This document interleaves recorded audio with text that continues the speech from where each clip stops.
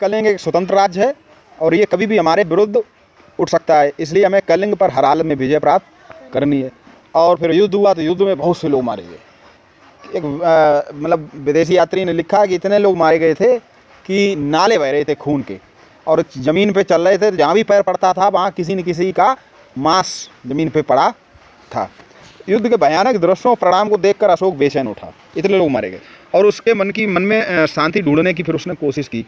उसने कहा इस युद्ध से तो मेरे मन की शांति हो गई, ये शांति तुम्हें बुद्ध के चरणों में मिलेगी। तो किसी ने सलाह दी कि बुद्ध के चरणों में मिलेगी, तो बुद्ध का धर्म ही था अहिंसा का। तो अशोक में परिवर्तन आने लगा। उसने सारा ध्यान फिर लोगों की भलाई में लगाया। विश्राम गृह, मरीजों के लिए अस्पताल, ये सब बनाए। फिर उसने स्तंभ बनवाए, ठीक है, अशोक स्तंभ बनवाए। उसने शिलाओं और गुफाओं पर अपने संदेश खुदवाए। अशोक ने अपने राज्य में जगह जगह खंभों के ऊपर सिरों पर कहीं बैल, कहीं हाथी, तो कहीं सिंह बनवाए। तो अशोक ने जगह जगह खंभे बनवाए, उसमें कहीं बैल, कहीं सिंह, कहीं हाथी के चित्र बनवाए। तो अशोक का धम्म है क्या? अशोक का धम्म यानी कि अशोक का धर्म। अशोक ने एक नए धर्म को चलाया, या कहें कि अशोक ने एक नए धर्म का पालन किया। तो उसका धर्म क्या था? अशोक स्वयं राज्य में दूर दूर की जगहों का दौरा करता था। अशोक ने अपने राज्य में जगह जगह चट्टानों पर लंबे लंबे सुंदर चमकाए हुए पत्थरों से बने खंभे गड़वाए। इन खंभों पर वहाँ के अधिकारियों व लोगों के लिए अपने संदेश भी खुदवाए। जैसे आज के समय में क्या होता है कि मुख्यमंत्री और प्रधानमंत्री संदेश क्या होते हैं, होर्डिंग लग जाते हैं, बैनर लग जाते हैं। पहले होर्डिंग और बैनर तो चलते नहीं थे, तो पत्थरों पर खुदवाए गए संदेश, ताकि लोग उसकी बातों पर ध्यान दें। उसने ये संदेश लोगों की बोलचाल की भाषा में, यानी कि जो वहाँ के लोग समझ सकें, यानी कि प्राकृत भाषा में लिखवाए। चट्टानों व खंभों पर खुदे उसके संदेशों से अशोक के समय की कई बातें जान सकते हैं। देखिए, अशोक का भी समय या चंद्रगुप्त का समय बहुत पुराना है ना, बहुत पुराना समय है। उस समय की किताबें तो इतनी ज़्यादा नहीं चलती थी, या ना के बराबर चलती थी।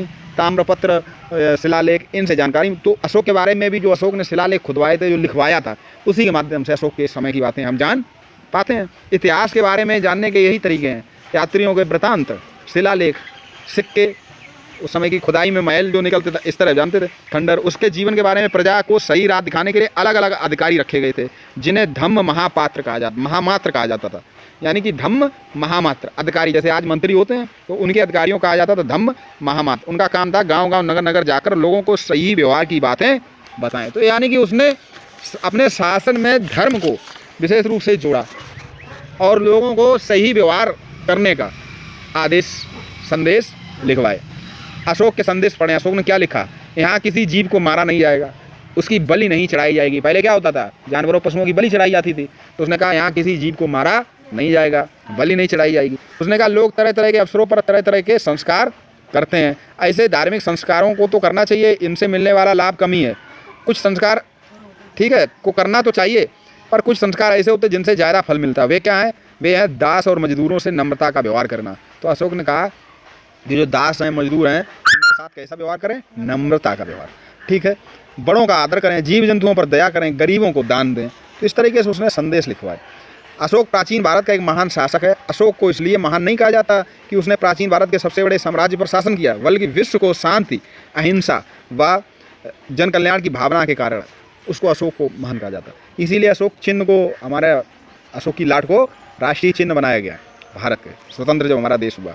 अशोक ने अपने पुत्र महेंद्र और बेटी संघमित्रा को संदेश के प्रचार के लिए श्रीलंका भेजा था कि जाओ तुम वहाँ पर प्रचार करो। बौद्ध धर्म के सिद्धांतों में एकरूपता लाने के लिए पाटलिपुत्र में एक बड़ी सभा की, जैसे तीसरी बौद्ध संगीति हुआ करती थी सभाएं, तो तीसरी बौद्ध संगीति अशोक के समय हुई। इसके अतिरिक्त अशोक ने बौद्ध स्तूपों, बौद्ध विहारों, भिक्षुओं के रहने का स्थान निर्माण कराया। पीठ से पीठ सटाकर बैठे हुए 4 सिंह हमारे राज्य चिन्ह, इसे अशोक के सारनाथ स्तंभ से लिया गया और विश्व के इतिहास में अशोक के समान दूसरा मानवतावादी सम्राट नहीं हुआ। देखिए, संगीति जो सभाएं, बौद्ध की सभाएं जो हुई थी, 4 सभाएं हुई थी। प्रथम बौद्ध संगीति अजातशत्रु के समय, द्वितीय हुई थी कालाशोक के समय, तृतीय हुई थी अशोक के समय और चतुर्थ हुई थी कनिष्क के समय। तो ये था अशोक का। और देखिए, अशोक के समय जो भारत में उसका साम्राज्य विस्तार था वो इस तरह था।